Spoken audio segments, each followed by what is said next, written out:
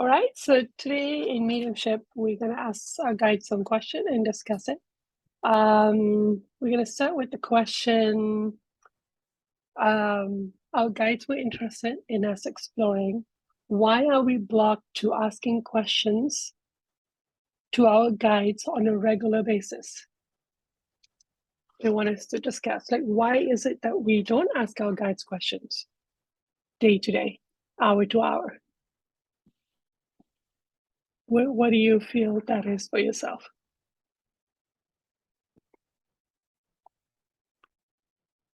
Anybody want to jump in? Oh, okay. We're not going to take a minute. No, this is us talking. Okay. Sorry, Jill. Was it Jill? Yeah, I was just gonna say it doesn't come to mind. Like I actually have to think that, oh, I can ask my guides or I can ask God, or I can, I have to actually like be a conscious thought kind of thing. Like it's just yeah. But why do you think that is? Why isn't it part of your daily? I guess maybe I attribute it to that this is kind of new for me. Well, I mean, but doing it for, a long time now, 10 years, but still, like, it's still kind of new information. Maybe I haven't built up the muscle memory to do it, or like the muscle memory reflex, whatever you want to call it, but maybe I haven't done that. I don't know. Yeah, think about it. Let it start to, Well, Virginia and then Selena. I always feel like I ask too many questions. I'm always asking questions. And then I sometimes, you just don't get the answers right away because it comes in through your law of attraction or, there's some other way that it's being shown to me. So, and then I don't have faith in me being able to like hear or be aware of the answer coming to me. Yeah. Do I have the capacity to receive the answers? Okay. Do I even, okay. Selena? I just self-reliance. Like we've been raised to be self-reliant. Yeah. Nobody's taught us to keep asking God, if we have problems or that's somebody we can turn to, that there's help for us all the time. Like that's news. And so you couple that lack of training with self-reliance. It's just not your go-to thing. It's just not your, I'm supposed to figure this out for myself. I'm supposed to, Like I still think I'm supposed to. All the time think I'm supposed to. Yeah. And I felt so much demand and responsibility and addiction of being able to provide answers that is the exhaustion that's driven me to this place where I say, I don't know the answers, but you guides do. Why would I work so hard to figure this out when somebody much better than you already has the answer? Let's just ask them, to kind of give myself a break. It's like, I don't even have the answer. And the idea that I think I should be able to have answers at this level of my development, that's a lot of pressure. Like, no, thank you. I'm regressing to childhood. That's what's happening. Everyone's been warned, especially with this full moon. Judith? Yeah, I think that I have a lot of trouble hearing my guide. I don't always hear it, but I'll get, I'll go to a video and I'll see an answer there. So I don't always ask, but I'm realizing that I'm having trouble feeling love from my guide and from in general. And so I feel once I get to the point where I can feel love, I'll be able to hear much more clearly. Okay. It's like I'm afraid to feel her love or something. Yeah. That's what I was thinking too. Because it's going to come with somebody treating us with worth and love, and the fact that someone is so interested. Like yesterday when I was talking to my friend and the issue of soulmate came up, oh my God. I just figured out why she's not here. Okay. So Wow, this soulmate topic is a very, very important. Anyway, we were talking about soulmates, and I was really trying to help her feel the guides. And at one point, I saw like a lineup of like 20 or 30 soulmate couples patiently waiting for a chance to teach us. And I was thinking, is this how much attention she got? Like how much care and attention came around us to want to share and teach us? And that's how I got the inspiration that, oh, we gotta talk about soulmates. If this is how much care and attention I'm getting, I can at the very least give something back and say, I would like to listen. I don't know why you all think this is so important. Tell me why this is so important. But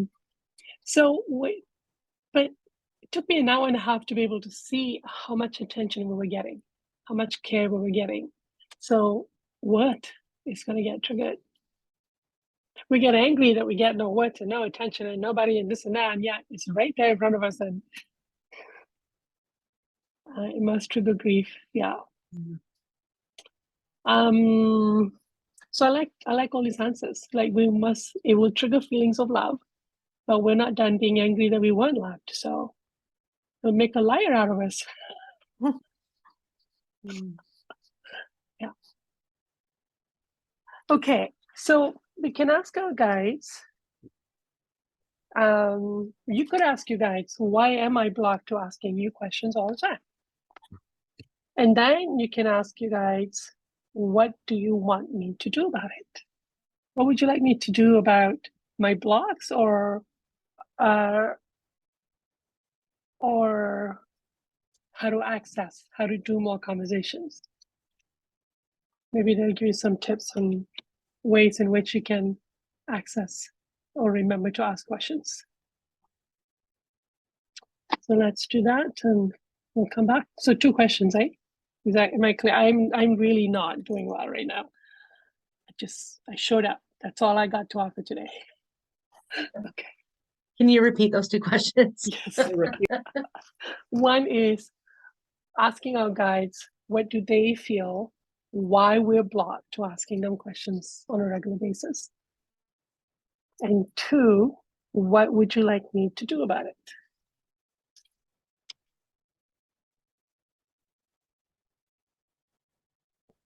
Great. Awesome. Okay.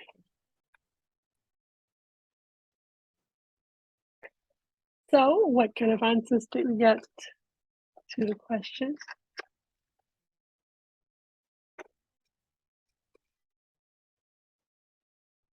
NCL, Virginia? I'll go. Yeah, thank you. Was the first question, what do you feel? I think I wrote them out of order. Asking my guides, what do you feel my blocks are? And Yep. asking me more questions. One is that I feel like my soul development is not good enough yet to be receiving more answers, more information. Yeah. So that's your block. Yeah. Do with my worthiness. Yeah. And feeling like I don't, again, that I don't have the ability to get the answers. So I asked them, what can I do? What do you think I should do about this? What are my steps here? I said, I'm surprised at this. It's like, take a moment when you're formulating a question, when you're asking a question, and take a moment to see for yourself and feel like what's at the root of your question. So what is really important to know here? Okay. Not just like have a bunch of questions that are really like not really get into the information of what I really want. So I'm asking a question before I've really thought about what it is that I want, what I'm really looking for.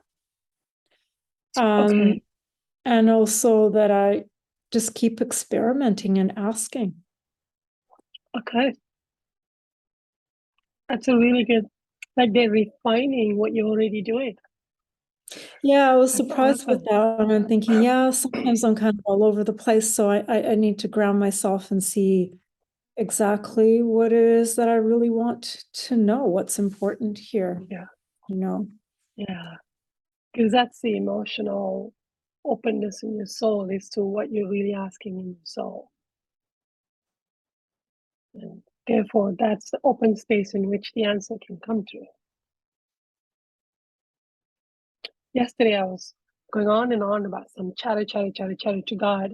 And then I asked God, how do I look to you right now? And God showed me what a popcorn I looked like. And I was like, thanks. Embarrassed. Like basically all these popcorns are coming out of me, but nothing substantial is really coming out of me towards God. And I was like, thanks.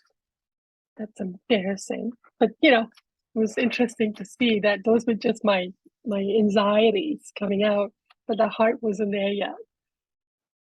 So somebody was very amused watching me. Um, thank you. And then Judith? Did you say popcorn? Yeah. That's why I saw somebody looking down at me and what I looked like. Pop, pop, pop, pop, pop, pop, pop, pop. All these thoughts coming out of me is like, oh, I was having a conversation with you. You just call it popcorn. Oh, Yeah. that's kind of Thank you. hard. Well, anyway, I've been really kind of very angry at myself and embarrassed and upset. And I felt like what my guide, I don't know if it's my guide or me, but I feel like it's my will that prevents my guide, because if you're going to tell yourself a bunch of lies and really believe them, Yeah. there's nothing they can really do. Ooh, You're kind of good stuck, one. Okay. But what I felt when I said, what should we do about it? And it was very, she said, just let's go for a walk, with me. And she said, it's like the book that we're reading. Everyone can, you can go for a walk, no matter how bad you are. Anyone can go for a walk. Wow. So Okay. it's really quite touching. Okay. Yeah, and let her show me things. Yeah. So, That's it. Wow. What a fun way to start a friendship. yeah, really. Let's go for a It's walk. safe. Exactly. Yeah. Okay. That's beautiful. Thank you. Jill, do you want to share? So I asked, what do they feel, why I'm blocked to asking. I got an image of when Michaela did a dream walk for me a while ago, and she described me as like in this big sort of stone environment. Well, her description, it was really quite beautiful, but it was a very stone, greenery was all around, but I was in a corner and I was balled up and I was like catatonic, like I just wasn't responding. Yeah. And so I was reminded of that.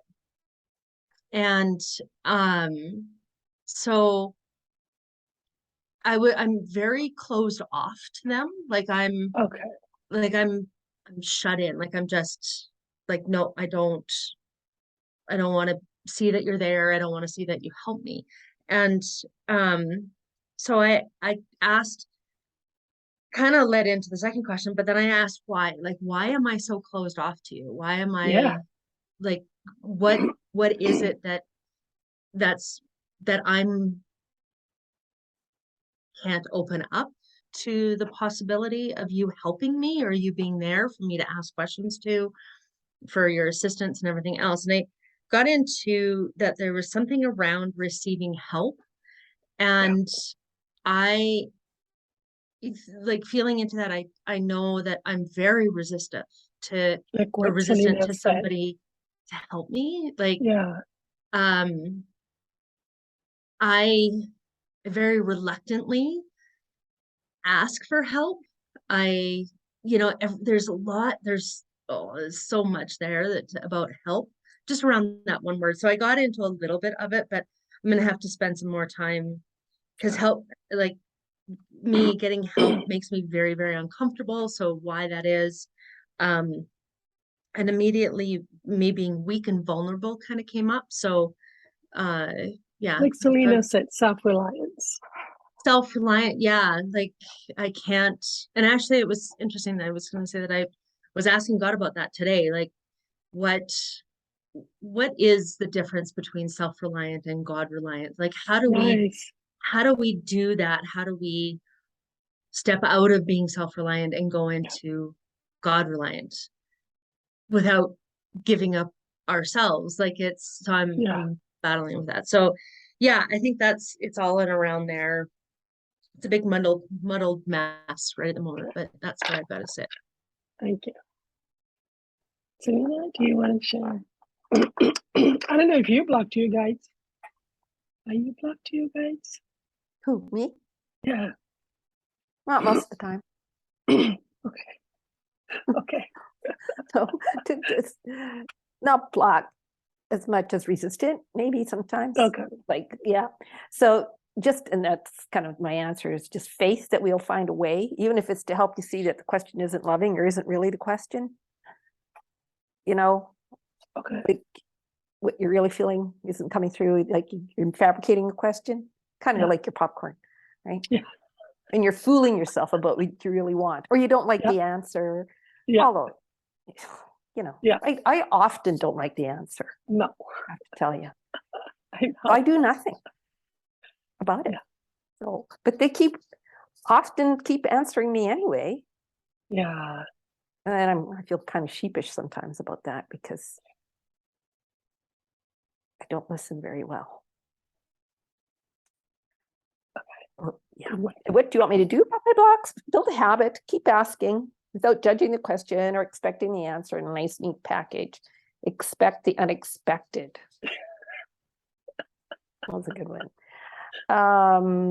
Feel your emotions around the questions, just so that you're really asking sincere questions, right? Okay. Not just temper tantrum questions or, like, why do I have to do this? Those kind of questions, Yeah. What am I going to do with that? No. Yeah. Eventually, you'll be able to feel which questions are the ones we can answer, and that will build more faith in asking. And it always builds, right? So you have to, feel the question, the real question. Yeah. And therefore get an answer and therefore have faith that it works. Yeah. Yeah. Nice. Okay. Mine was that I don't want to know how bad I must look to them, and that I don't want the answers. There's some answers I don't want to know, and also that I can't fathom the depth of their love. Like, I don't understand why they love me so much. So that's also another reason why I block talking to them as much as I do. I actually have asked them, why? Why do you love me so much? I mean, you're celestial spirits. All you feel is love. That's all. Can't be me. It's you. Mm-hmm. So I'm having that kind of stuff about it. What can we do? What do my guides want me to do about it? To keep asking to see the world through their eyes. I do kind of enjoy asking Melissa or Giorgio, what do they think is happening with a person, or what did it? I think Eloisa, in one of her newsletters, she liked to ask, just to warm herself up, she liked to ask her guides, do you love God? Or ask God, do you love my guides? And there's something in the nature of that question that the answer starts to flow. So when I asked Jojo, do you love God? I was outside in North Shore about to go to work. It was raining, there was wind, trees, mountains. And in that moment, I felt that environment through his eyes, and how to him, everything he was experiencing was God. The wind and the trees and the beauty of it all, it was all God to him. So I could see how he experienced the world. And it's like, holy smokes. So they're encouraging me to do more of that. And it's kind of fun and enlightening just to see the world through their eyes. Okay, so now we're going to get to soulmate. The question I want to ask, because I'm basically, as I said, I'm introduction to introduction of any topics. That's my level, my passion of conversations. So I want to ask, is it beneficial for me to love my soulmate? Like, actually ask the question, is it beneficial for me to love my soulmate? Ask our guides. And how? How is it beneficial? So ask that question. Oh, I can already feel my tummy rumbling with the discord of the answers. So let's ask this question and then we'll come back. Take the credit for that. All right, so what kind of answers did we get to, is it beneficial for me to love my soulmate, and how is it beneficial? Maybe this was the full moon shocking news we were going to get today. Judith? Well, it was an odd question because it was like what I got back was almost like we're being too intellectual about it. It's like it's a wonderful relationship. It's the most wonderful. It feels wonderful. There's no love like it. It's a gift from God you have yet to experience in the way that God created it. It's a part of growth. You grow in ways that you cannot grow unless you have this relationship. You can feel things that you can only feel through this relationship, and you don't have to do life alone. You have someone with you. A partner that both adds and complements. That is why so many want to share it, because we don't know it. We don't understand. That's why so many people would line up to want to tell us. Yeah, okay. Wonderful it feels. Okay. So that's as far as I got, but yeah. Wow. Okay. Has it got you intrigued? It has actually. It's given me a little more faith in it. Okay. Because you go, I don't have a soulmate, and then you start to really realize that no, because it's just so wonderful. Yeah. Yeah. Okay. And it's very distorted here, I guess that's what. Yeah. Well, I find for myself to go back to basic and ask the obvious question, because the answer to the obvious question will still surprise you. Like, is it beneficial for me? Then they start to explain the beneficial. Like, it's not just an obvious duh, yeah. No, there's something about the basic question itself. It's like Eloisa asking her guide, do you love God? Well, as a celestial spirit, no kidding.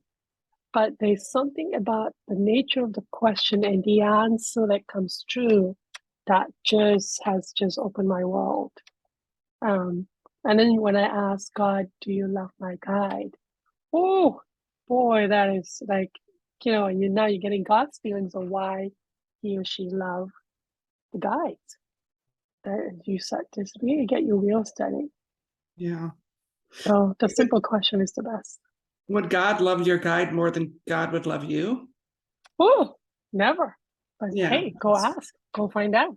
I know, Ask but God. I just thought, I thought maybe you felt that way, and that's why I was asking. No. Okay.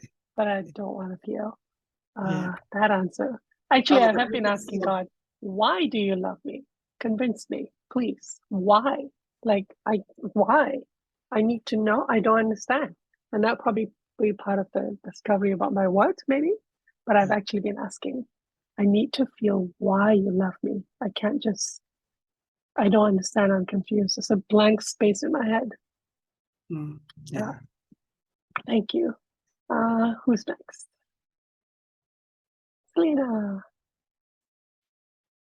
Okay.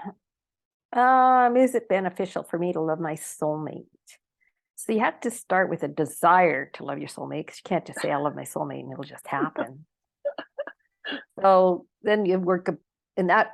I know this has happened for me too. It starts bringing up blocks you have about soulmates. Yeah. Why God did it that way and all that, those kinds of things. So some feelings about It's God. an arranged marriage. No. Yeah, like that. Yeah. Or what if I'm in the spirit world and it takes my soulmate 250 years to even catch up?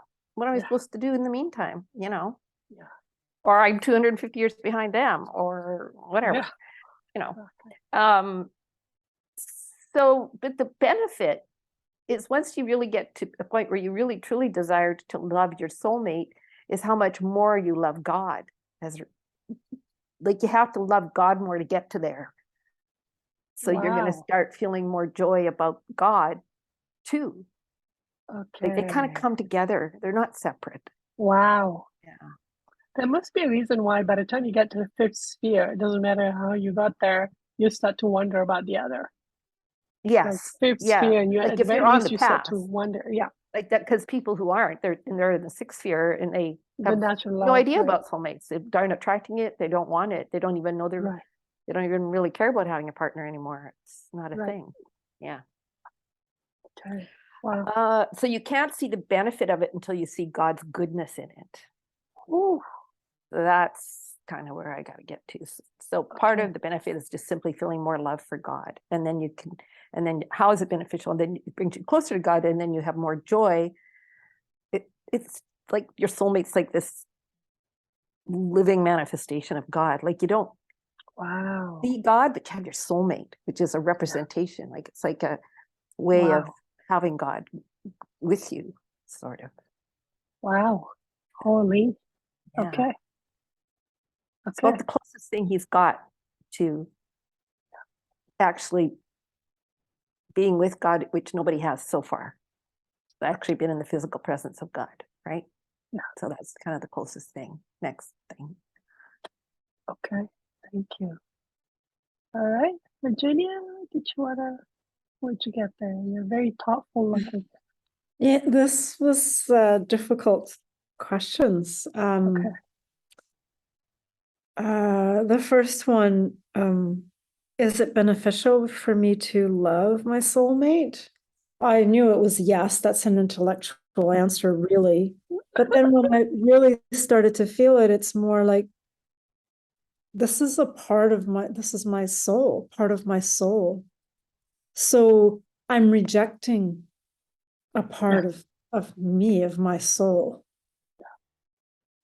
by not wanting to love or get to know or to be, yeah, there's a rejection there, is what I felt from myself. And then I started to feel all the beliefs that I have around soulmate, and I believe my soulmate is in spirit. I do believe he died when I was about 16. And then I'm with someone else, and then I feel like whenever I get into this, that there's the loyalty, and that that I'm not with my soulmate, and that I'm sinning, and then that it's just hopeless. That it's just hopeless until I'm in spirit with my soulmate, and then I don't want to go there. Well, I haven't, but I feel like now that I've asked the questions that it is about love. So any blocks to love is blocking somehow all love. Right. But I can't even go into this, like the loyalty part of it and the sinning part of it. I have to, I feel like I need to really go into that because it's painful. Actually, when I came into that right now, yeah, I didn't realize that was so. Yeah. Just, Well, hopefully the very next question I'm asking will give some guidance. Okay, thank you. Jill. Yeah, I had a problem with this question. Of course I wrote down yes, and then sat there, had a little mini micro tantrum. And then I got two answers that I'm like, okay, I don't understand what these mean. And And then you all proceeded to answer my question. So so the first thing I wrote down is it answers the I don't feel whole or I feel empty phenomenon that we all kind of feel. It's like I'm searching for who I am, or I'm searching for, I don't feel complete. I don't, all of those types of feelings. It answers those when you find your soulmate. And then I wrote down, it elevates us to God, which I didn't understand what that meant. So thank you all for answering that question. Yeah, and then I kind of wrote down a question that I'd like to explore as far as what blocks do I have to loving my soulmate?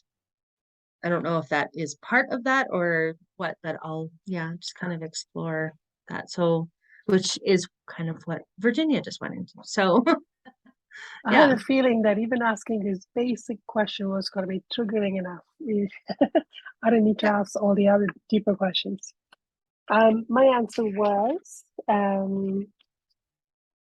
I can't even imagine the powers and wonders that will emerge from loving my soulmate. You will learn truth about love, truth about God, and depth of God's love for you. You will discover you. There is nothing as imperative second to loving God in your whole existence for all eternity. Like, we all got some answers. They're pretty clear about this one. So the next question is, what if I'm with someone who may or may not be my soulmate? What if I'm with somebody else? How do I love my soulmate? What do I do then? Is my next question. Because sometimes you could be with your soulmate, but you're not aware of it. So your soul part is still closed off. So what if I'm with, so it's beneficial for me to love my soulmate, but what if I'm with somebody else who's not my soulmate? What do I do then? Yes, ask our guides.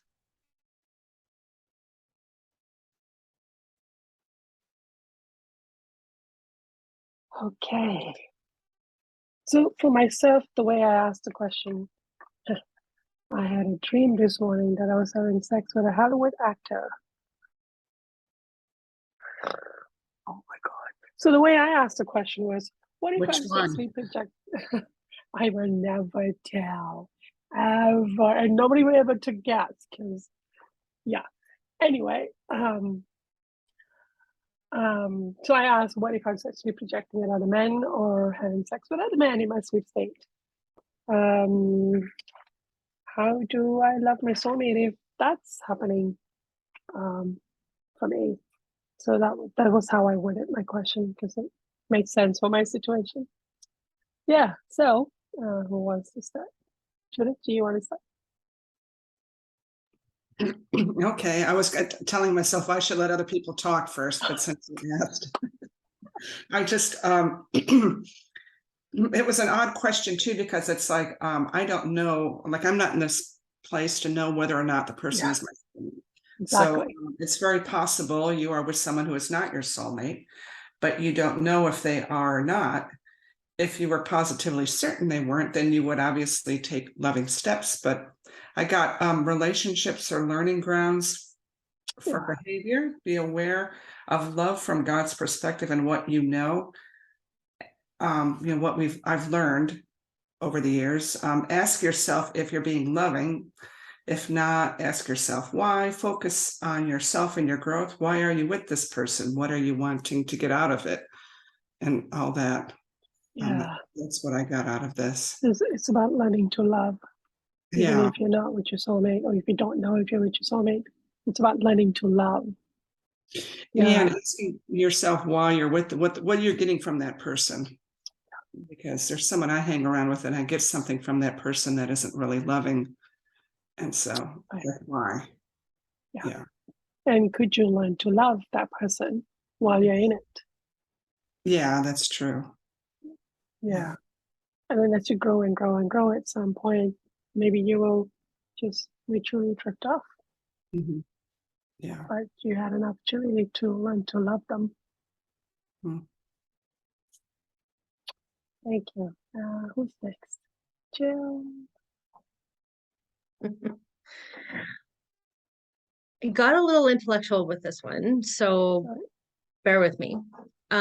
So you can still, if you're not with your soulmate, or with somebody who's your soulmate, you can still love them. And like you said, it's that learning ground. Um, uh, you're releasing addictions to be able to find your soulmate, because Right. right, so if you're with somebody, you're with them for, like you just said, you're with them for a reason. What is that reason? What is that addiction that you have to be able to, that is putting you two together, kind of thing. Then I sort of vaguely remember Jesus had a talk on soulmates, and that he said that God kind of has made, I'm not using his words at all, but God's made like a provision for this. Like, and I think it's like what you said about that learning ground. So if you don't know who your soulmate is, and you're not, and you're with somebody else, meaning that you're not actively looking for your soulmate, then it's just that it's that you're in that learning ground of how to love. And then if your soulmate has passed, I think Virginia said that like it's not in God's laws for you to just be alone for the rest of your existence on earth. You are meant to have love in your life, and you are meant to have companionship in your life here on earth. So there's just because your soulmate maybe has passed, then it doesn't mean that you have to be alone on this earth because of that. And I'm sorry if I'm rambling. Like I said, I got a little too intellectual. And then I was also reminded, Jesse and I had a conversation about soulmates a little while ago, and like everybody has a soulmate. So my example I always use, Hitler has a soulmate. So, right, like there's somebody that has, I'm sorry, I'm using that word, that loves him, and he's not willing to change. He's not willing to progress that we know of. So how would that situation kind of happen, that maybe his soulmate's a little more higher or more progressed than he is? I don't know. But I did get that it should be our goal to seek out our soulmate and to find that who that is. And then I kind of went into a little bit of, well, I'm not even sure I like me, or I for sure don't love me. Well, I don't love myself. So how could I love my soulmate on that as well? Okay, that was all I got. Good. Awesome. Selena, do you want to share? You can pass. Jenna? It was really difficult to ask this because I have so many blocks to it with my Catholic conditioning and Your upbringing judgments. and judgment of that. So it's really hard. I didn't realize, I'm seeing right now how important it is that I actually look at this part of it. I just didn't think it was important. And then I look at my spirit guides, and they're soulmate couples. So why is that? Why do I have these, like Xavier and Rosa? I realized who she was, and then she said I'm connected to Xavier. So like connected, like how? So they're soulmates. And my two healing guides are also soulmates. Like they're the yin and the yang of the same soul, and they work together. Just so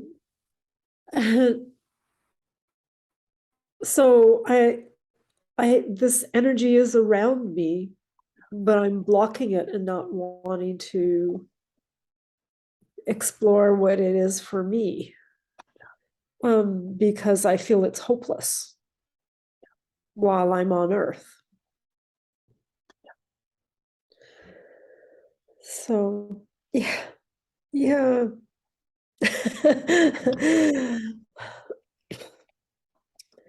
Yeah, there's a lot of work to do here, I think. And I'm still blocked. I'm choosing to be single. Yeah, I was thinking that, well, if I look into this and then I'm just going to be told that maybe that's what I should be, that I should just be alone for the rest of my life here on Earth because I want to be. I want to because be. my soulmate is not here. I really believe my soulmate. I could be totally wrong, but it's the one person that I really felt was I had a connection with, and he died. And when he died, I just felt like there's never going to be another person like him for me. So, oh, this has been interesting today. Yeah. Thank you for this. I was barely able to even show up. How blocked I got. I physically got very sick. Yeah. So, Selena, do you want to go? And then Judith? Oh, I just want to make a remark about Virginia. I mean, can't you meet with your soulmate in your sleep state? Have you tried that, or? Probably already is. I feel that I have, and when then all this other stuff started to come up for me, like that if I really want to start loving my soulmate, that I just won't be able to be with the person that I'm with, and I'll have to leave that relationship because I just won't. The blocks that I have about loyalty and just being with one person it just makes me feel like dirty and just like, there's just so much there that's just like icky, and how it makes me feel. And I never wanted to go into those feelings because they don't feel good. And so then I feel that he just backed away. So I don't remember seeing him in my sleep state for the last year or two, I guess. I think I used to I don't know if I do, I'm blocking it. Yeah. Well, with James Paget, the Paget messages, Helen is his soulmate. And so all his messages going back and forth with soulmates. But he still married somebody else, even though he had the connection with a soulmate. Like I think it was Helen, right? Helen's the name. And then there's some kind of a message in there, maybe it was to James, that in his sleep state, if you spend too much time with your soulmate, you're just not gonna want to come back. Like, okay. So I've come across just some things I've read in the past. I'm in no position to know what's what about this topic. So, yep. Selena, did you want to go or not? I'm trying to say. I can't hear you. You're mute. I'm trying to guess it's quite a tender topic, and so I just got home, problem. so it's No sort of, problem. it's sort of weird. Okay. So yeah, but I could talk about it a little bit. Anyway, yeah, like I had a very profound feeling of grief around someone that I heard about that had died 45 years ago. That always stayed with me, always. So, and then when I started developing those feelings about desire for your soulmate, I started to feel a connection, and it's actually kind of painful more than it's helpful in a way. I can really see how they wouldn't really push, but because I open that desire. But it's hard to have somebody, because he's been there a long time, so he has some real feelings for me, and I don't feel anything. It's just hard, Yeah. and very supportive of my marriage and everything, like that, happy that you had a family and you had a life and all those things that I couldn't be there for you, but and a lot of feelings too about who we would have been together. that just about killed me. Yeah. Wow. So that, it was just kind of painful. But I still do sometimes, and I feel brave and want to feel that feeling. Yeah. Okay, well, let's move on to mediumship. On that happy note, just looking for, so I'm going to end this recording here, and then I will record the mediumship, but that will not be made public. That will be kept. Somebody once had emailed me, and I'll send it to you. So I'm going to stop this one here.